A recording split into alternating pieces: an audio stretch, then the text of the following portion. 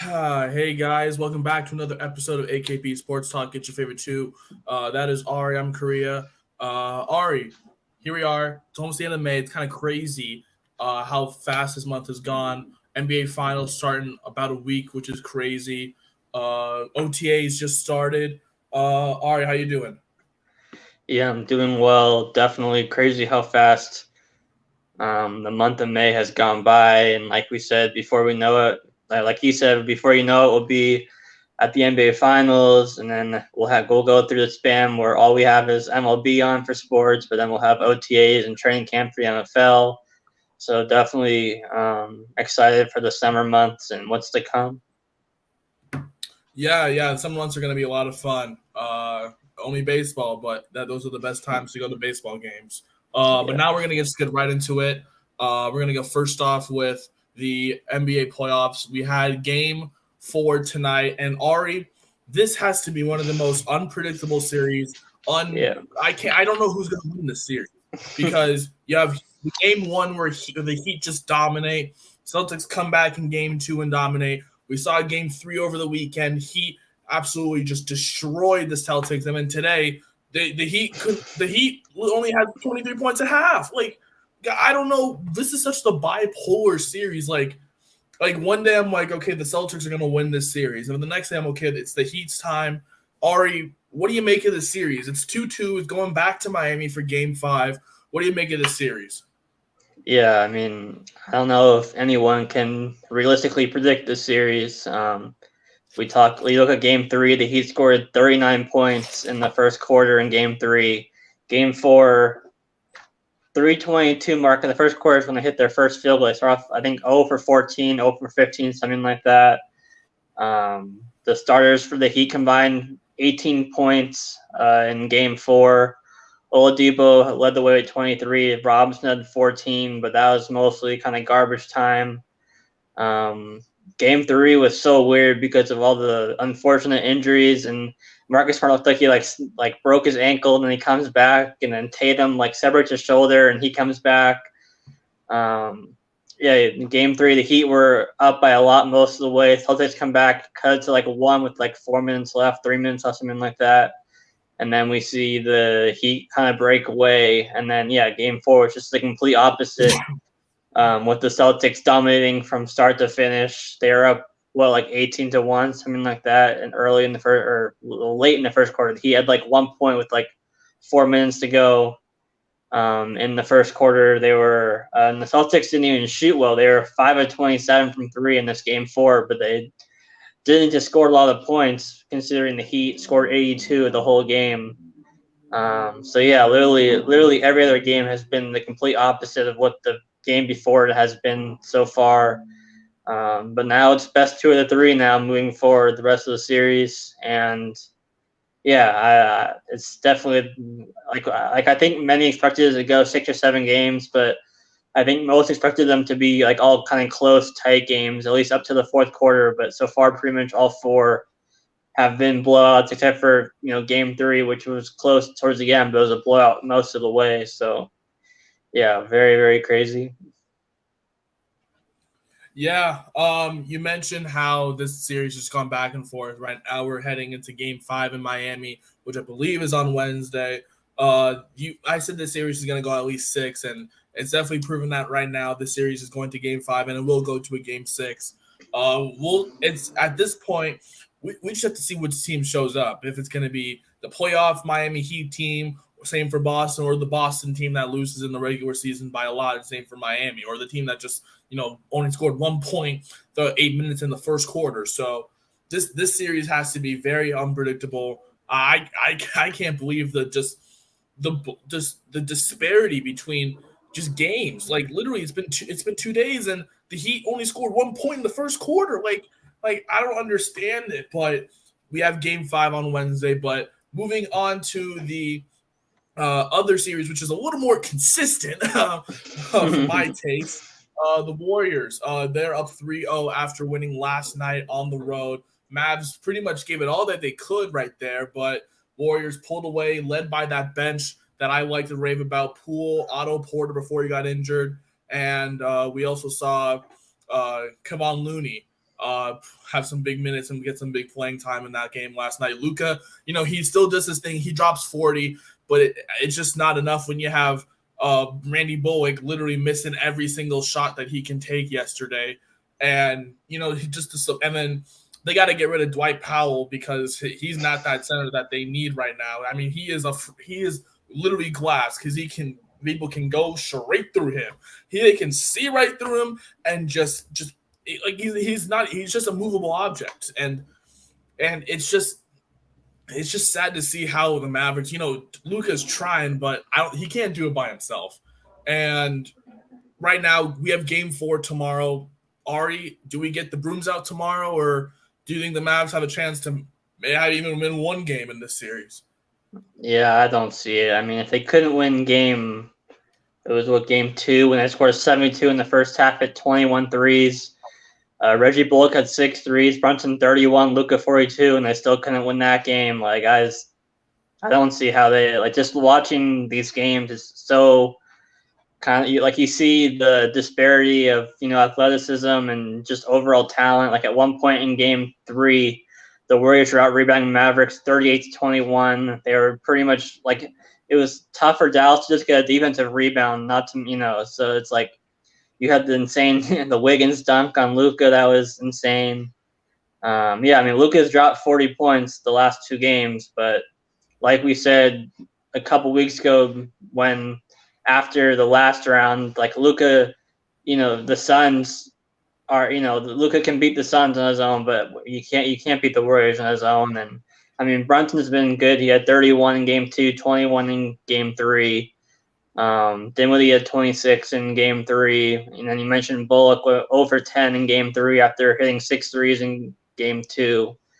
Yeah, it's just the Dallas needs every single thing to go right for them and every single thing to go wrong for the Warriors just to win one game. At this point, down 3-0, I don't see how anyway. Dallas takes one game. Maybe the home crowd does it and they get everything to go right for them, everything to go wrong for the Warriors in terms of making and missing shots. But just based on the last 3 games, and like I said, if the Dallas can't win game 2, scoring 72 in the first half, Bullock making everything, Brunson 30 plus. But shout out to Kevon Looney. He's really definitely taking advantage of the mismatch down low, like you said. 21 and 12 in game 2 and some really good minutes as well in game 3. With Wiseman out, that's definitely the biggest question mark for the Warriors was their size. We'll see in the finals against guys like Adebayo and Al Horford and all them, if he can have the same success, but he's definitely taking advantage of the mismatch against Dallas.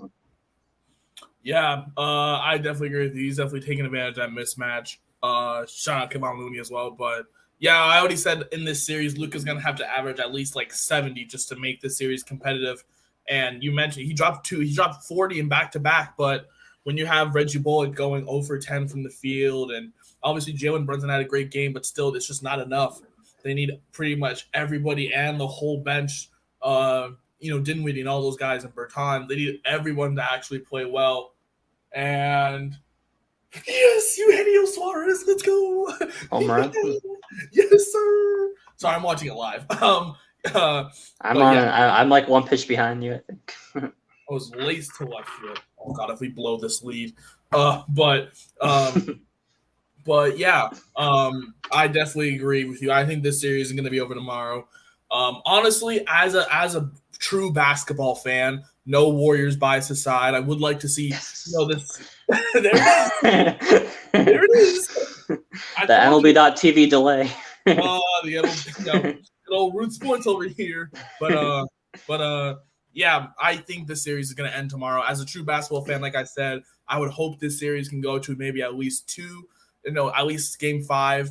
But I know this is going to be ending tomorrow. Luka, I mean, he did all that he could, and he's definitely taken that level of his gameplay to the next level. I mean, no one even expected him to make it past the Suns. And, I mean, there were people who obviously said they have a chance, but, no one really thought, like, okay, it's the Suns. Like, they're one of the best defensive teams with Mikal Bridges and, Aiton's size. But no way. Oh, Jesse, don't tease me like that, man. That was a warning track. You'll see it soon. But but yeah, this series ended tomorrow. I'm gonna get the brooms. Sorry for the Mavericks. They need to definitely invest in a big man down low who actually can score. I've seen some potential, trades like Rudy Gobert, maybe if they really want him. Obviously, that's a huge risk, but yeah, the Mavericks had a great season, but I think it's going to end tomorrow. You mentioned if that noise, that crowd atmosphere really brings it for Game 4. Obviously, you would think they would bring it for Game 3, considering that was obviously the Game 1. But Warriors still found a way to win that game, and so Game 4 tomorrow. They need a lot more than crowd noise to beat the Warriors. That's all. They're gonna need a lot of help. Definitely, they're gonna need a lot of help. This series ends tomorrow, but for that other series, the Heat and Celtics, that's going to at least 7. We'll cover Game 2 to Game 4 of this series tomorrow, and then we will also cover games that will be Game 5 on Wednesday. But now we're going to talk about, since obviously Golden State is advancing, we're going to talk about if the Heat or Celtics win. How good do you have a good chance against Golden State? I'm going to go first in this, obviously, since I'm a Golden State homer. Against the Heat, you mentioned that size with Bam Adebayo. That's going to be a huge challenge down low. But if we can just pretty much just – I would prefer to have Draymond play Jimmy Butler, and I would love that matchup for that sole reason because Jimmy Butler is their main contributor. He's their main scorer. And if you take him out of the equation, you saw what happened tonight. They 1 point within 8 minutes of the game. Like, that's going to be the key. But for the Heat, obviously, I'd say they have a pretty decent chance. Obviously, both teams will have home court advantage in the series, so that's definitely going to – wait a minute. No, I think the Warriors do because the Warriors are lower. Record? Yeah, it's based on record. Yeah, because even though the Warriors are like the 3 seed, I think the West is the 3 best overall records. Yeah, it's based on record. I forgot it was on record, but I don't. Okay, so I believe Golden State had the better. Heat and Celtics.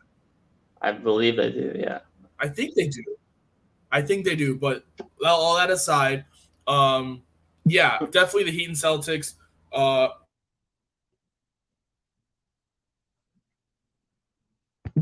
I'm still here if you're.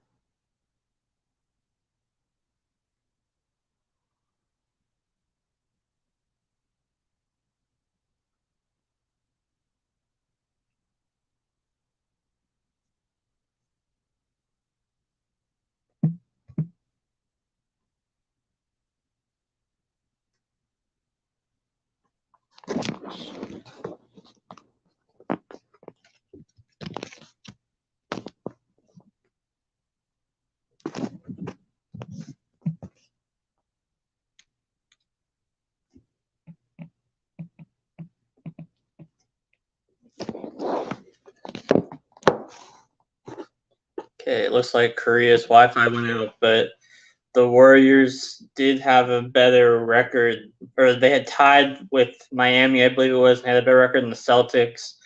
I'm not sure who has the tiebreaker between the Warriors and Heat. I'm assuming it was head-to-head. Let's see what Korea had to say.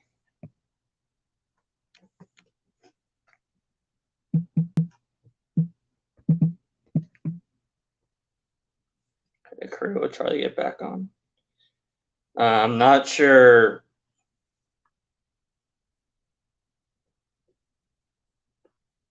Okay. I'm not sure who had the tiebreaker, so we'll have to look into that. But basically, for me, I have the Warriors with beating either team. I feel like fairly easily. I could see it going to 6 games, but I don't know. I feel like the Heat and Celtics both have, the defenses to, somewhat contain the Warriors, but I feel like just with the inconsistency that they've both shown in the series shooting the ball, the Warriors just have too much firepower to, even against these defenses, they just have too much firepower. Like, even if you slow down, you're not going to slow down all 3 of Curry, Clay, and Poole.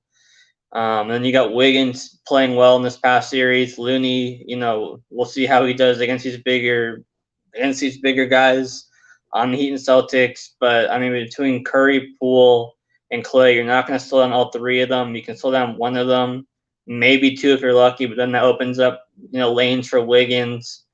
I think we'll see more Kuminga. I think we'll see more of against these more kind of athletic teams in the Heat or Celtics. But yeah, I mean, I had the Warriors beating the Bucks.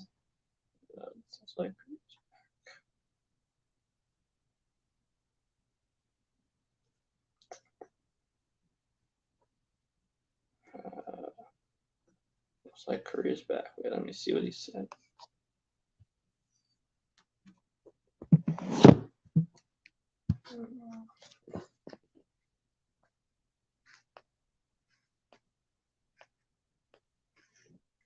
I see him in the waiting room. Okay, let's see.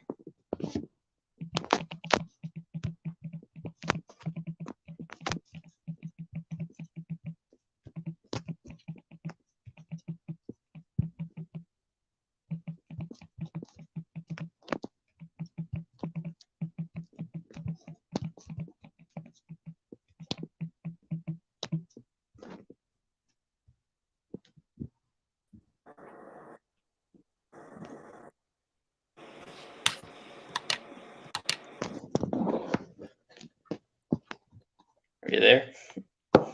Yeah, I'm right here. Okay.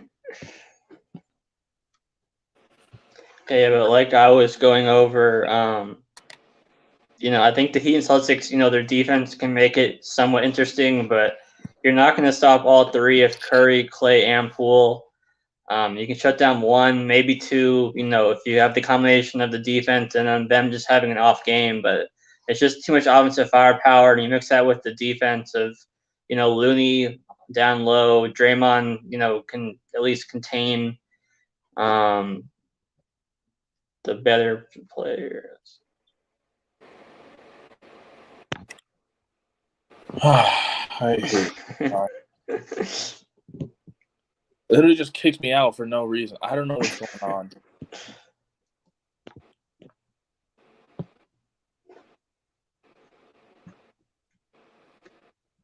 Are we good for now, at least? Yeah, I think we're good for now. Okay. But yeah, I mean, both me and Korea and I both had the Warriors over the Bucks before the playoffs started. Obviously, the Bucks are out now, but I think we're both sticking with the prediction of the Warriors beating whoever they play between Miami and Boston. Obviously, in an alternate universe, maybe Dallas becomes the first team to come back down 3-0. Obviously, this is all assuming that the Golden State Warriors hold on in this series. But yeah, I mean, I think both the Heat and Celtics have shown way too much inconsistency, especially in this round. And you can credit it to their defenses for shutting down the opposing teams. But we're also just kind of seeing both teams just kind of miss a lot of shots and go cold pretty easily. And against the Warriors, it's not gonna work against a team like Golden State.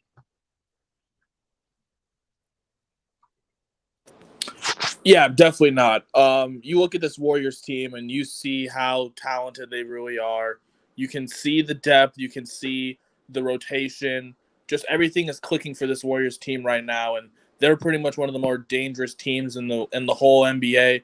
But if I had to pick one, the Celtics may give this Warriors team trouble just because of how defensive this Boston team is. And one bad shooting night for the Warriors, and it can be lights out for them. And I don't think that can be a big challenge if they play a team like Boston, who definitely has some key members on that defense who can definitely stop this Warriors team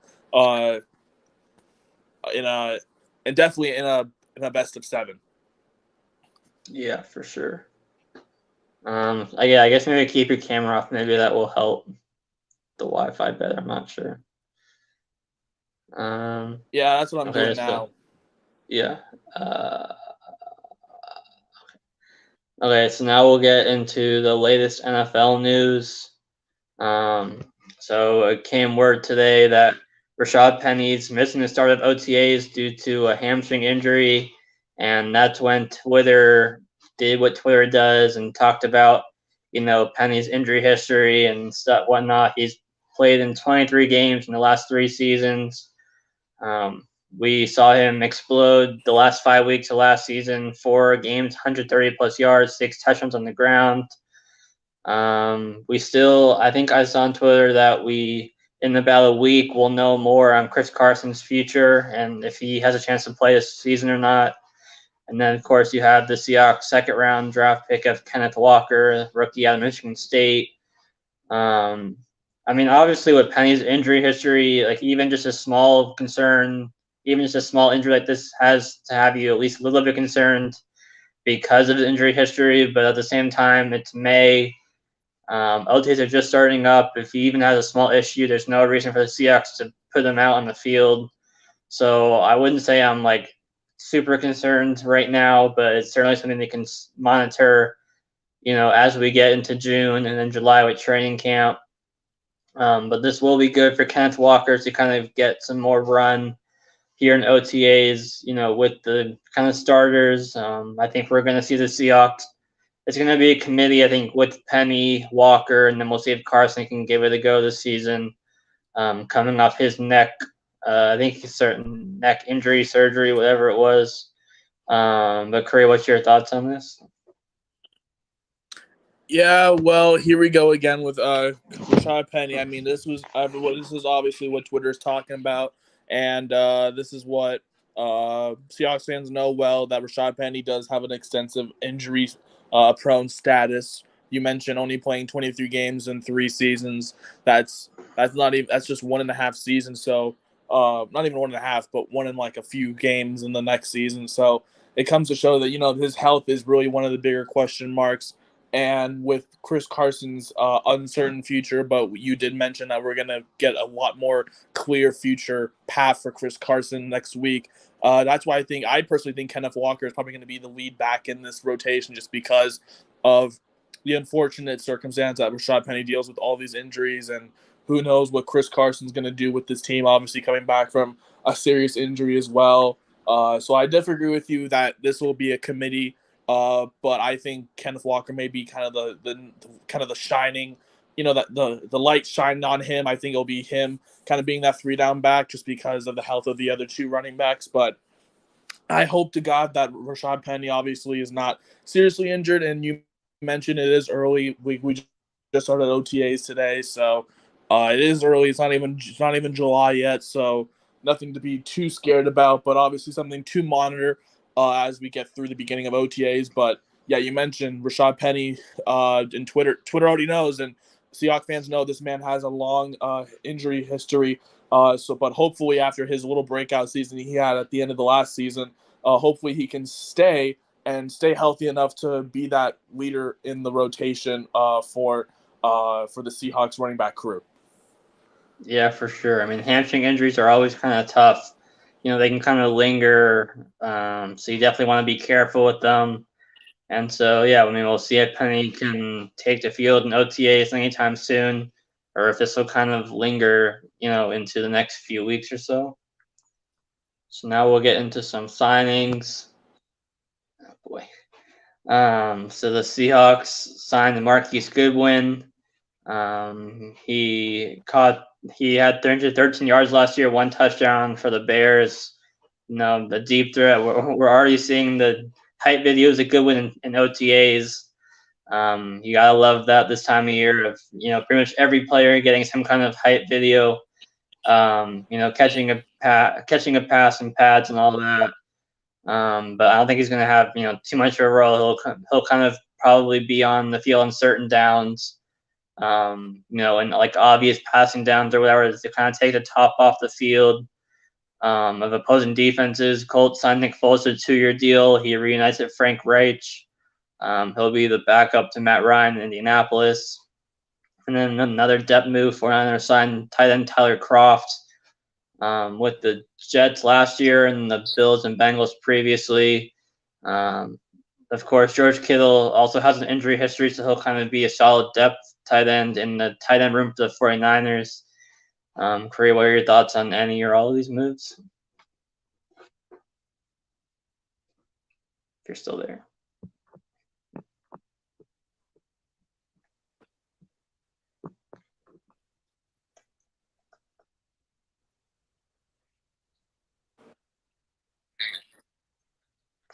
Yeah, first let's go with the Seahawks. You mentioned it's a great story for Marquise Goodwin out of Chicago and played for the Niners. A lot of people remember him, being a member of that Chicago Bears organization. And you mentioned now he's entering a Seahawk team where it's already kind of crowded at the wide receiver position with DK and Tyler Lockett. So it looks like it's going to be pretty much situational games for Marquise Goodwin, not Marquise Brown, Marquise Goodwin.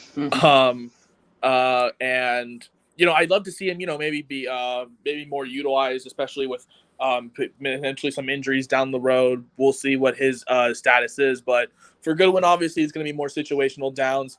Obviously, you mentioned his hype video already coming out after the first day of OTAs. And I mean, it's the first day, so dude just got signed. So I'm obviously it's great to see, but I'm not gonna rave over anything until I really see anything on the field for Marquise Goodwin. So we'll see with that.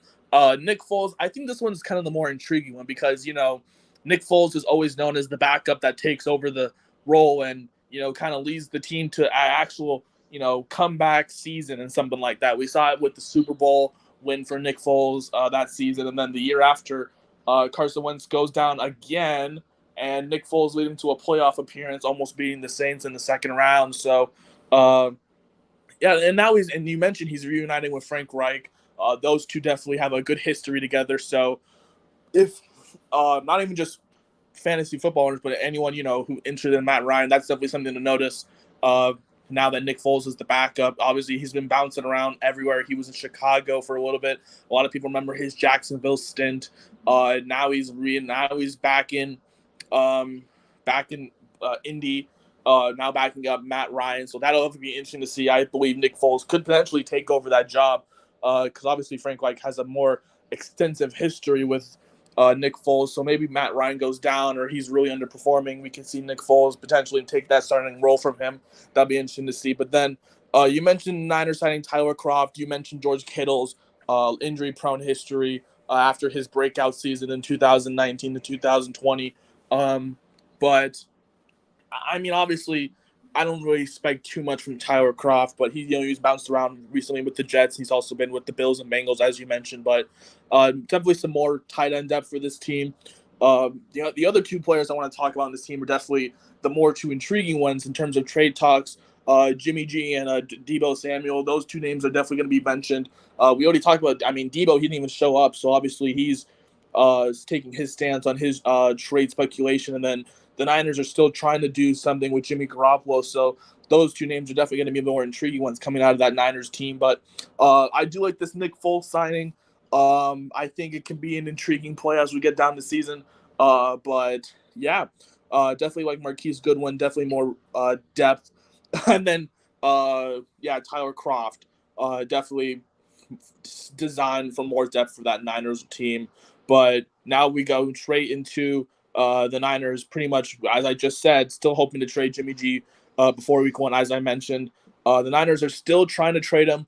I've heard Carolina's name potentially rumored because Carolina is still trying to acquire a quarterback, even though they drafted Matt Corral. I haven't heard anything else really about Jimmy Garoppolo ever since the spike of things happened right after that playoff game against the Rams in the NFC Championship game. So, but it'd be interesting to see what they really do with them before week one because, I mean, they feel like Lance is the future. The whole team backs Lance, but the organization, I guess, is trying to keep Jimmy for as long. They're pretty much stalling right now, in my opinion, before so they can actually either get a lot of value for him or potentially keep him to be the starter next season because they don't think Lance is fully developed or whatever. But Ari, what do you think the Niners are going to be doing with Jimmy G? Do you think they're going to keep him? Do you think they'll use him as a backup? Do you think they'll trade him? What do you think? What do you expect from the Niners team before week one? Yeah, I mean, they're kind of stuck right now. I mean, I saw it was the AP's Steve Reed of the Associated Press mentioned the Panthers still interested, which doesn't really make sense given that they just drafted Corral, and then you still have Darnold, and then so then taking on Garoppolo's contract just isn't that logical in that sense. But yeah, I mean, I think it's gonna take an injury. I feel like in training camp or OTAs for Garoppolo to be moved. I feel like, I mean, maybe the Niners eventually release Garoppolo. Um, but yeah, I mean, I've been a big fan of Trey Lance since before he was drafted. I think he really fits that, system under Kyle Shanahan really well. He just kind of needs the keys to fully unleash, and all these distractions with Garoppolo, if he reigns on the team, might hinder him in a way. But I mean, Lance is super, motivated and I guess mature for his age, so maybe it doesn't bother him at all if Garoppolo reigns on the roster. I mean, going back to the NFC Championship loss against the Rams, and Garoppolo's press conference after the game made it seem like he knew his days were numbered in San Francisco, and now here we are, like 3-4 months later, and he's still on the team. Yeah, I mean, I just don't really see a team right now that's going to trade for him realistically. So I mean, I think it's going to take an injury to a quarterback, I feel like, for a trade to happen, especially with this current contract. I feel like the only way, if an injury doesn't happen, the only way Garoppolo is gone is if he's released at that point. At which point maybe a team picks him up, just off the waiver, free agency or whatever. But it's definitely going to be interesting to see as we get further into OTAs and training camp, mini camp, and all of that to see how this all plays out. Because it's hard to imagine that they're going to have Garoppolo be the backup, making, I think, $24-25 million a year. But then you give up all that they gave up to move up for Trey Lance, and it's like, how do you not go with him at that point? So they're definitely kind of stuck in kind of no man's land between the two of them, as who's going to be under center come week 1.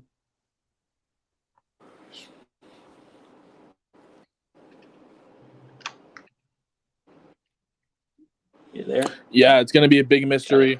Yeah, I was saying it's going to be a big mystery between those two. Right now, it looks like Trey Lance is definitely going to be that starter week 1. But the big question is, what are they going to do with Jimmy G? You mentioned Carolina. He could be released, but at that point, I think the Niners would probably want something in return. So I don't think them releasing Jimmy G is kind of in the spectrum right now. I think that's kind of more of a last minute decision, if it is a decision. But I think they're mainly wanting to trade just to get that value and someone taking in that contract and then getting something back for it. So, but yeah, we'll definitely see with Jimmy Garoppolo before week 1 with this 49ers team who, as we remember, they took Trey Lance definitely very, very high at number 4 back in 2021. So it's definitely going to be we'll see. Yeah, exactly. He was a top 5 pick. So that just comes to show you, they definitely are investing in Trey Lance. But I mean, when you have Jimmy Garoppolo, what does that mean? Are you gonna keep going with Lance, or are you gonna go Garoppolo? We'll see what this Niner team does as we get into the training camp part of the season, and then going straight into preseason. We'll see if Jimmy Garoppolo either is moved or is cut from this Niners organization.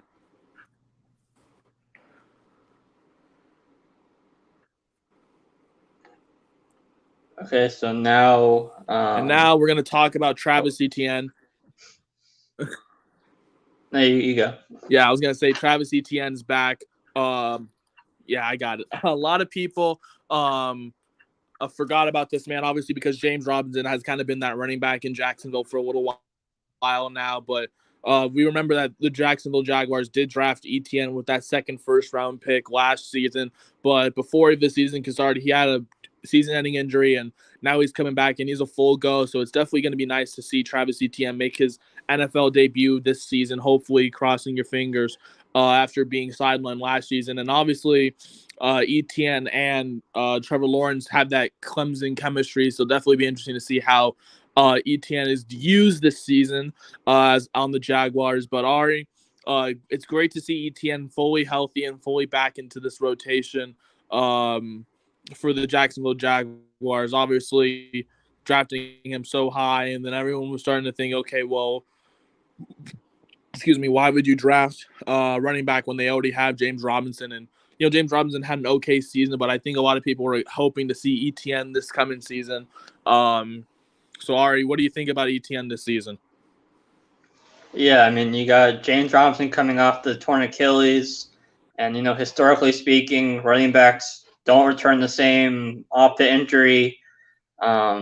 Most recently, of course, we saw Cam Akers return extremely early from the injury in comparison to previous running backs that had come off the injury who had missed well over a year. So it'll be interesting to see what Robinson's kind of timeline is. But as of right now, I haven't really heard any recent news like on his return coming anytime soon. So now all you guys, Paul Armstead and Snoop Conner, kind of competing with ETN in the backfield. You mentioned ETN's kind of chemistry with Trevor Lawrence dating back to college at Clemson. And yeah, I'm definitely super excited to see what ETN can bring both on the ground and in the passing game. We'll see. Yeah, hopefully he can, stay healthy to be a fully 100% healthy come week 1. And if he is, the sky is a limit for ETN as to clearly back. If James Robinson, assuming his torn Achilles isn't, assuming he doesn't come back sooner than expected coming off the injury, ETN definitely should be the clearly back. Like I said, given the competition behind them in Armstead and Conner, and just his ability in the passing game paired with the shiftiness on the ground should make him super exciting, and it gives him a different dynamic, for this Jaguars offense. Of course, James Robinson was a great story, in his rookie year, and then last year he was pretty good. But ETN gives him a different dynamic, especially as a receiver. We've seen ETN line up all over the line as a receiver to go along with what he can do on the ground as a runner. So yeah, super excited to see what ETN can do, at full health. Yeah, ETN's definitely going to be a lot more fun to watch this coming season. Now at full health, you mentioned that James Robinson's coming off a torn Achilles injury last season, and we saw Cam Akers come back very quickly, but in a very heavy, more competitive backfield now, where it seems like ETN could potentially be that lead guy, depending on the status of James Robinson. Definitely be interesting to see how they utilize him. I remember back right after the draft, and they drafted ETN, a lot of people were saying that he's going to be used as a passing back. And you mentioned that he does have that passing back ability, to catch the ball down in the flat. So definitely be interesting to see how they utilize him now that he's going to hopefully have a full season under his belt, and it will be his rookie season, which is kind of crazy to think that already in his second year and it's his rookie season. So, but yeah, it's definitely going to be a big step up for Trevor Lawrence to have someone that he's familiar with catching the ball for him potentially, or hand the ball off just like it was at Clemson. And in that backfield, you already mentioned the other stars in that backfield with the other oh my god, I forgot their names, but you know who I'm talking about. But with the Jaguars, that backfield is definitely oh my god. Yeah, I was talking about them, but this Mariners game.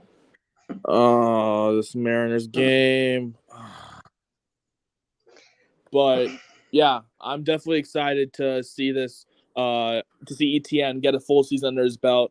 I think he could definitely be a potential sleeper on offense, considering the offense doesn't really have that many does not really have that many standout names in terms of that receiving core. Obviously, you could say Chanel could have a big step up, but I mean, in terms of protection, the Jags had little to no protection for Trevor Lawrence last season, so definitely be a big risk this season. But yeah, Travis Etienne is definitely gonna be a big sight to see for that Jacksonville organization coming back for a full season potentially. Yeah, no doubt about that. Okay, I think we'll probably call it here, especially with the Wi-Fi issues. Hopefully we'll have better Wi-Fi on Wednesday, where we're hoping to do a mock draft with you guys, fantasy football mock draft. I'll have more information out on that as we get closer to the episode. It'll be Wednesday evening at around the same time, 8 Pacific, 11 Eastern. But we'll have more information out as it gets closer. Thank you all for tuning in, and we'll see you all on Wednesday.